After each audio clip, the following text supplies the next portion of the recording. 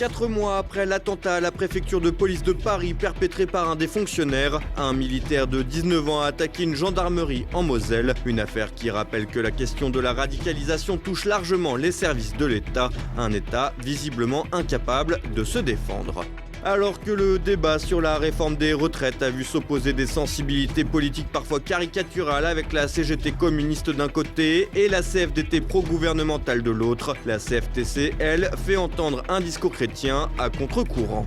Alors que les primaires démocrates ont débuté lundi soir dans l'Iowa, le premier rendez-vous pour désigner le futur adversaire de Donald Trump a tourné au fiasco.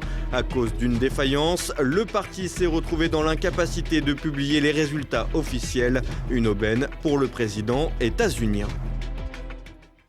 Madame, Monsieur, bonsoir. 4 mois après l'attentat perpétré par Mickaël Harpon à la préfecture de police de Paris, la question de la radicalisation dans la fonction publique n'est évidemment pas réglée. Lundi, un militaire a attaqué une caserne de gendarmerie en Moselle.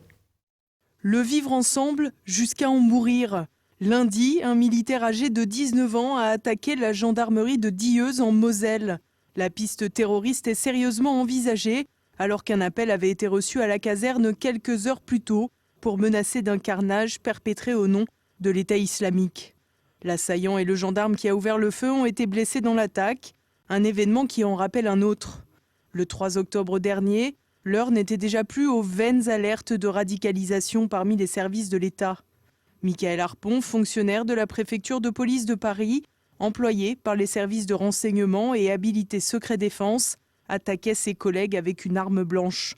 4 policiers y ont perdu la vie, dont certains égorgés.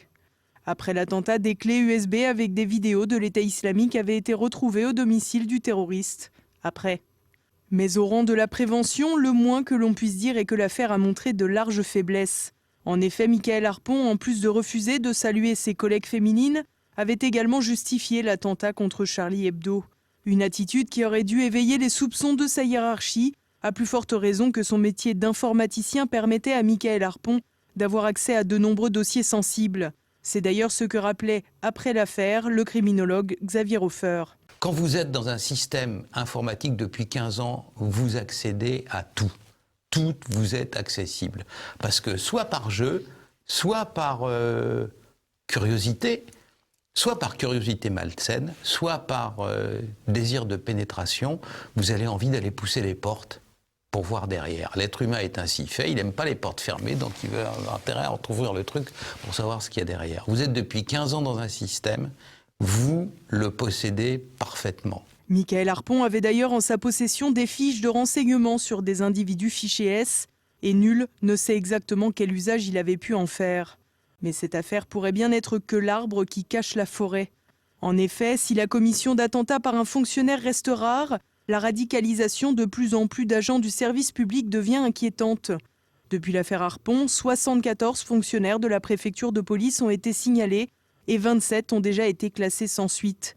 Des chiffres non négligeables qui tranchent avec les 16 personnes écartées des services de renseignement évoqués par le cabinet du Premier ministre. Le pire dans l'affaire, le bas ne blesse pas forcément au moment de la détection. En effet, quand l'islamisation d'un fonctionnaire est avérée, les services publics semblent incapables de s'en séparer. En effet, l'ancien préfet de Paris, Michel Delpuech, expliquait déjà fin 2018 que la préfecture était démunie pour faire face à ses ennemis de l'intérieur. Il confiait que des motifs connexes devaient être utilisés pour se séparer d'un fonctionnaire, dans la mesure où la radicalisation n'était pas un argument recevable d'un point de vue juridique. Comprendre que l'individu en question pourrait tout à fait poursuivre son employeur pour un licenciement discriminatoire. En réalité, les services publics semblent craindre davantage les accusations d'islamophobie que la radicalisation elle-même de ses employés. Le préfet Delpuech avait d'ailleurs suggéré comme solution d'inscrire dans la Constitution le respect des valeurs de la République pour les agents de la fonction publique, une proposition particulièrement légère au vu de l'ampleur du fléau. La CFTC face à la réforme des retraites. Alors que l'opposition entre la CFDT et l'intersyndicale contestataire a occupé l'espace médiatique, le syndicat chrétien demeure une force de proposition et d'apaisement dans un climat de plus en plus tendu. Olivier Frère-Jacques a rencontré son vice-président, Joseph Touvenel. Une guerre d'images de 2 mois avec une opposition choisie entre d'un côté une intersyndicale contestataire et de l'autre la CFDT. Les mobilisations contre la réforme des retraites ont occupé l'espace médiatique avec, face à face, des acteurs souvent caricaturaux.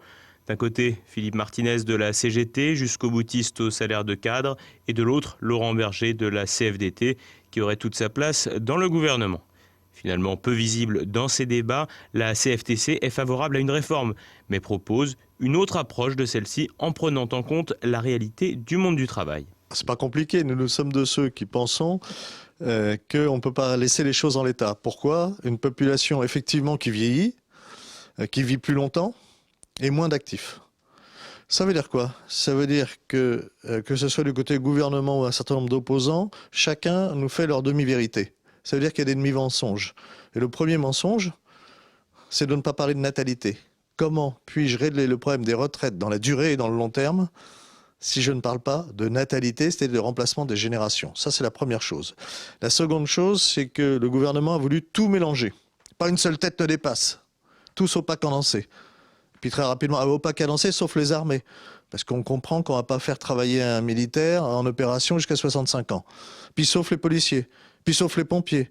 Puis sauf les petits rats de l'opéra. Donc c'est plus une seule tête. Donc il ne fallait pas commencer à nous dire on va mettre tous les Français au même niveau parce que ce n'est pas possible.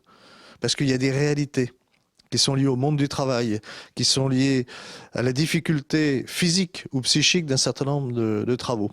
Donc il faut avancer comme ça raisonnablement, mais le gouvernement a tout fait dans le désordre, par idéologie. Sur le financement de la réforme, la CFTC pointe du doigt les incohérences de l'action gouvernementale, mais aussi le fait que l'État agit dans l'urgence alors que la situation ne l'exige pas. Mais ça, c'est très intéressant à observer.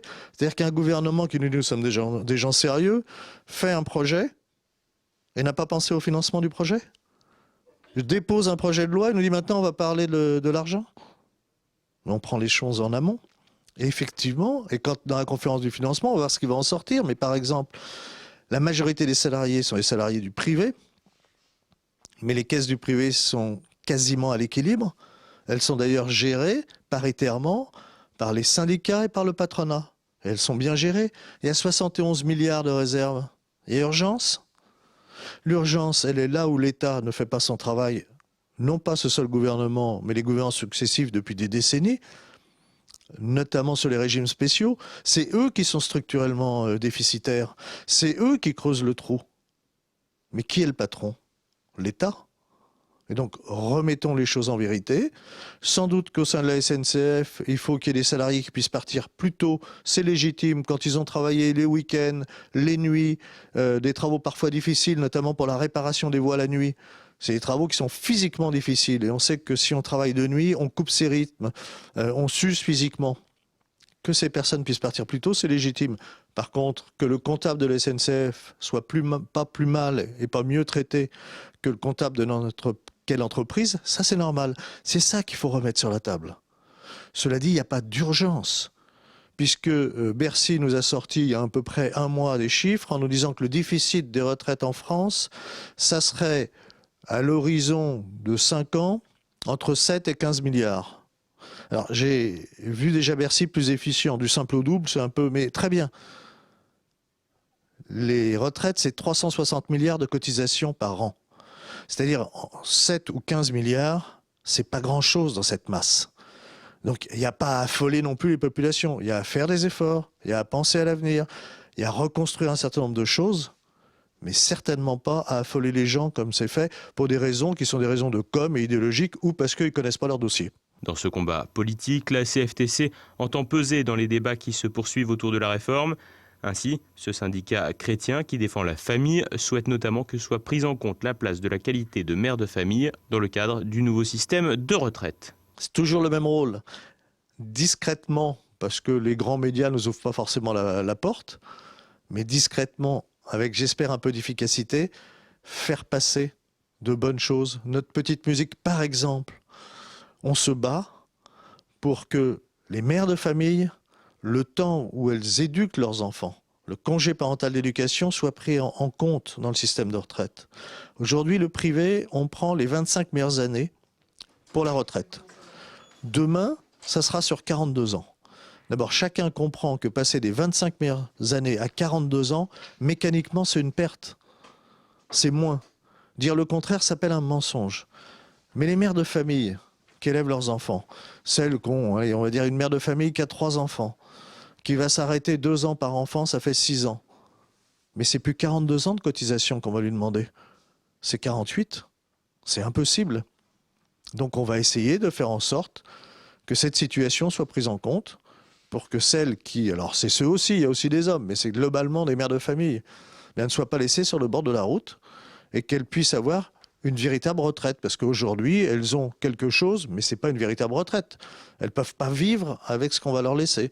Ben voilà, une réforme qui serait bonne. Et je reboucle avec mon propos du départ. Il y a un problème de natalité. Si je ne fais pas une politique nataliste proactive, je ne résous pas le problème des retraites dans la durée.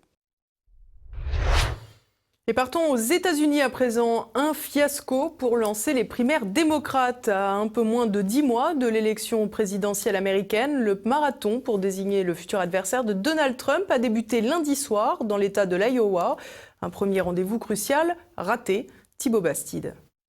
L'élection présidentielle états-unienne ne débute pas de la meilleure des façons pour les démocrates. Lundi soir, dans l'Iowa, les électeurs étaient appelés aux urnes pour donner le coup d'envoi officiel de la bataille des primaires démocrates. Un premier rendez-vous très attendu et médiatisé puisqu'il donne de premières indications sur les chances des différents candidats.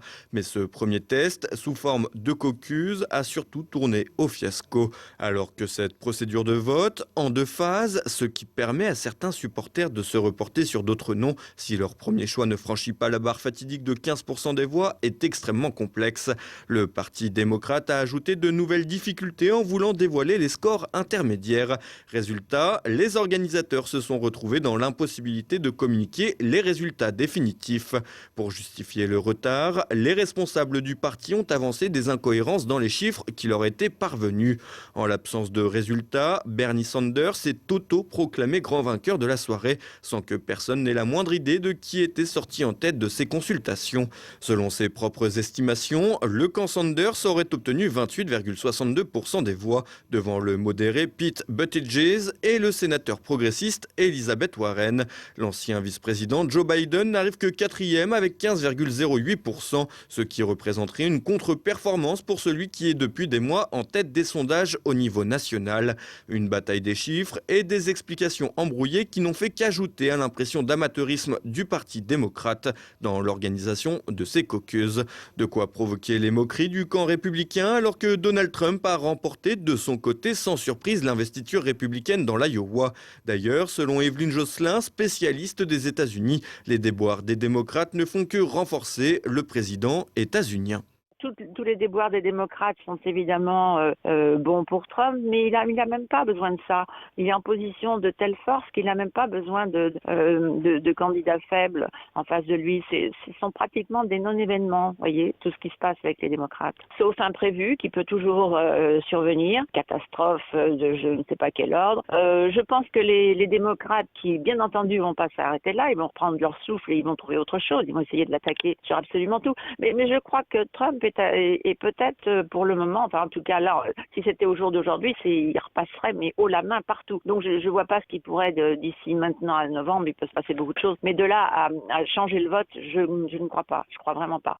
Malgré cette bévue, la course à l'investiture démocrate pour les 11 candidats encore en lice est encore longue. Le prochain rendez-vous aura lieu le 11 février dans le New Hampshire. Au final, c'est du 13 au 16 juillet que le vainqueur de la primaire sera officiellement intronisé lors de la Convention nationale démocrate qui se tiendra cette année à Milwaukee, dans le Wisconsin.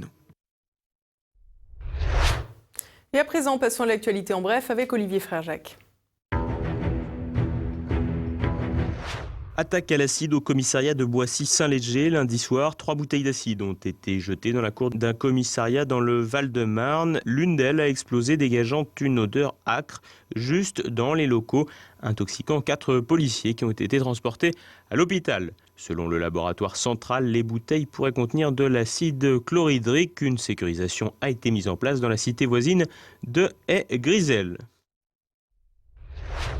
Explosion de la contrebande en 2019. Mardi, le ministère de l'Action et des Comptes publics a dévoilé les chiffres de saisie de cigarettes et de tabac de contrebande l'année dernière. La douane française aurait ainsi saisi 360,3 tonnes en hausse de 49%. Ce coup de filet représente 162 millions d'euros en valeur et l'équivalent de 18 millions de paquets de cigarettes issus des circuits clandestins. Si Bercy s'est félicité de l'efficacité de la lutte contre la contrebande, ces résultats sont surtout la conséquence des augmentations successives des prix du paquet de cigarettes qui devraient passer la barre symbolique des 10 € à la fin de l'année. Nouveau scandale sanitaire à l'horizon et le groupe Sanofi mis en cause. L'entreprise transnationale spécialisée en produits pharmaceutiques et en vaccins a été mise en examen pour tromperie aggravée et blessure involontaire dans l'affaire de la Dépakine, un antiépileptique commercialisé depuis 1967 avec une molécule, le valproate de sodium. Cette médecine est prescrite aux personnes souffrant de troubles bipolaires et présenterait un risque élevé de malformation congénitale sur le fœtus si elle est prise par la femme enceinte. L'entreprise n'aurait, selon ses détracteurs, pas suffisamment informé les patientes enceintes des risques engendrés. Usurpation d'identité d'un ministre, c'est l'affaire surréaliste qui débouche sur le jugement de 7 personnes qui se sont fait passer pour le ministre des Affaires étrangères. Des faits qui remontent à 2015 et 2016 quand Jean-Yves Le Drian était ministre de la Défense de François Hollande. Les prévenus auraient usurpé l'identité du ministre pour voler plusieurs dizaines de millions d'euros. Le mode opératoire de l'arnaque consistait à appeler des personnalités riches en se faisant passer pour le ministre ou un membre de son cabinet en demandant de l'argent pour payer une rançon d'otages français en Syrie, tout en garantissant un remboursement. Grands PDG français ou étrangers, chefs d'État ou même personnalités religieuses comme l'Aga Khan, chef spirituel de la communauté ismaélienne, ou le cardinal Barbarin, tous ont été approchés dans le cadre de cette manœuvre. Les 7 individus encourent 10 ans de prison et 1 million d'euros d'amende. Parmi les prévenus, une personnalité bien connue du monde de l'escroquerie, Gilbert Chikli, 54 ans, franco-israélien, qui a notamment inspiré le film « Je compte sur vous ».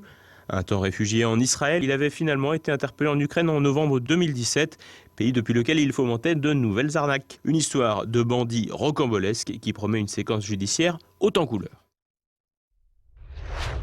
Inversion accusatoire contre Résistance républicaine. La présidente de l'association qui lutte contre l'islamisation, Christine Tazin, vient d'être condamnée par la 10e chambre correctionnelle de Paris à 4 mois de prison avec sursis pour apologie du terrorisme à la suite d'une plainte du CCIF, le collectif contre l'islamophobie en France, qui entretient des liens avec les frères musulmans. L'intéressé avait émis l'hypothèse que l'attentat perpétré en 2016 devant une mosquée à Londres pourrait être l'œuvre d'un Britannique en représailles des 3 attentats islamistes que venaient de subir les Anglais. Christine Tazin a d'ores et déjà annoncé faire appel de ce verdict qu'elle estime être une tentative de la museler. Et voilà, on approche déjà de la fin de cette édition. Dans un instant, le Zoom du jour. Dans son ouvrage Pensées interdites, Grégory Rose, chroniqueur pour Valeurs Actuelles, propose un grand rapatriement, seule politique efficace selon lui, après des décennies d'une immigration subie. Quelqu'un pourrait avoir sa place en France, ou je dirais aurait pu avoir sa place en France, puisque la France était quand même un merveilleux pays d'accueil. Tout le monde, nos adversaires idéologiques, enfin mes adversaires idéologiques le disent assez souvent. Simplement, aujourd'hui, ce contrat n'a pas été respecté pour la plupart d'entre eux. Également au programme de votre soirée, un nouvel épisode de La Petite Histoire. Cette semaine, Christopher Lann vous parle du bombardement de Berlin le 7 juin 1940 par un avion de la Marine nationale.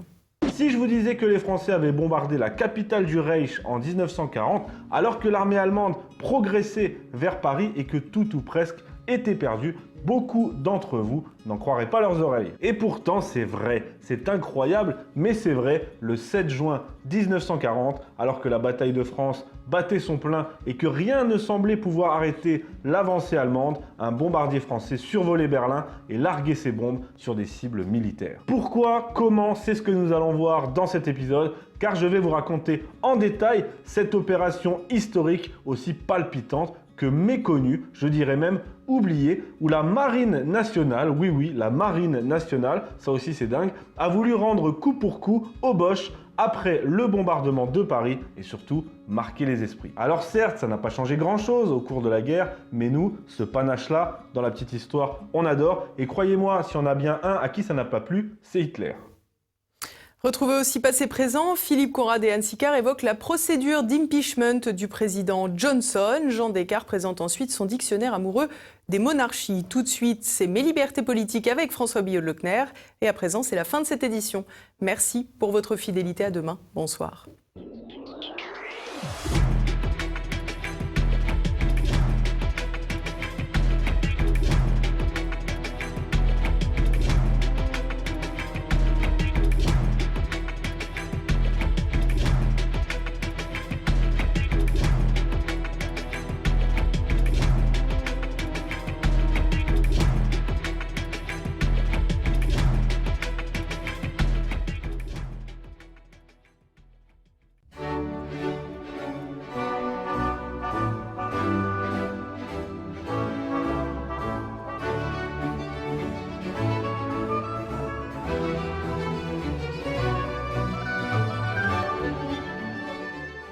Votre problème, c'est que vous croyez qu'un père est forcément un mâle, a récemment affirmé le président Macron à une présidente d'association. Nous avons bien entendu, nous avons bien lu, c'est sûr, pour Emmanuel Macron, c'est un problème que de croire que le père est forcément un mâle.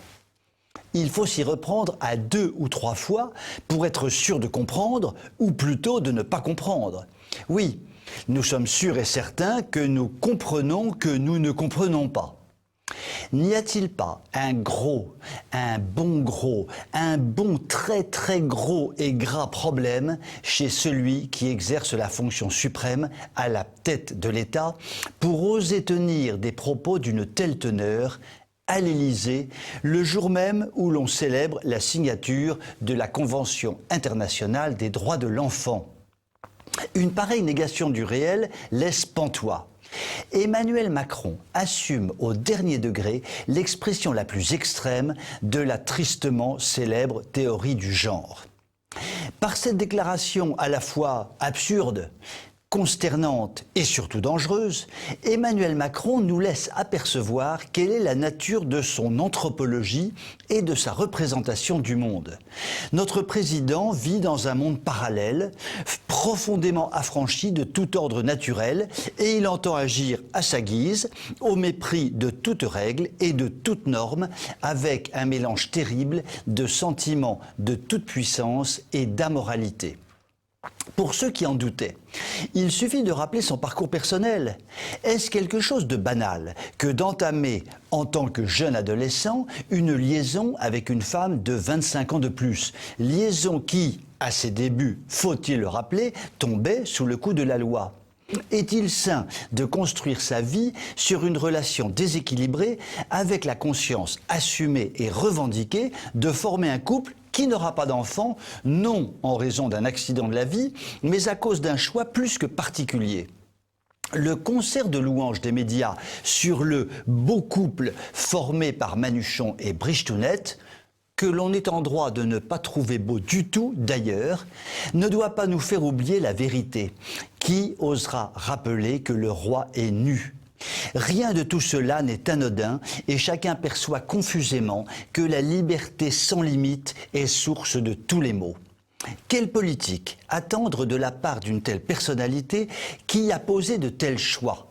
Une politique déracinée, une politique du refus de la transmission, une politique déconnectée du réel. Ces dernières semaines nous en ont donné la triste illustration. Emmanuel Macron n'a pas de boussole intérieure, il ne peut avoir de cap pour la nation. Il navigue à vue, comme le montre sa gestion calamiteuse du dossier des retraites, une réforme fragile dont le Conseil d'État a pointé le caractère hâtif et mal pensé, tellement remaniée et adaptée qu'elle finit par être vidée de sa substance pour les quelques éléments qu'elle pouvait avoir de pertinents. Une déclaration comme celle d'Emmanuel Macron sur la paternité reconstruite doit nous rappeler l'importance de revenir toujours aux fondamentaux pour juger de l'action politique d'un homme. Et l'euthanasie du père, signé Macron, débouche bien logiquement sur l'euthanasie de la patrie, rassemblement de tous les pères. Père ou patrie, 2 mots abolis par celui qui se prend pour un génie apatride, mondialiste, multiculturaliste. Si l'on juge un arbre à ses fruits, ce qui est bien naturel pour tous ceux qui vivent dans la réalité et non dans l'idéologie mortifèrement fumeuse, l'arbre Macron semble vraiment définitivement stérile. Vous pouvez m'écrire si vous le voulez. À très bientôt.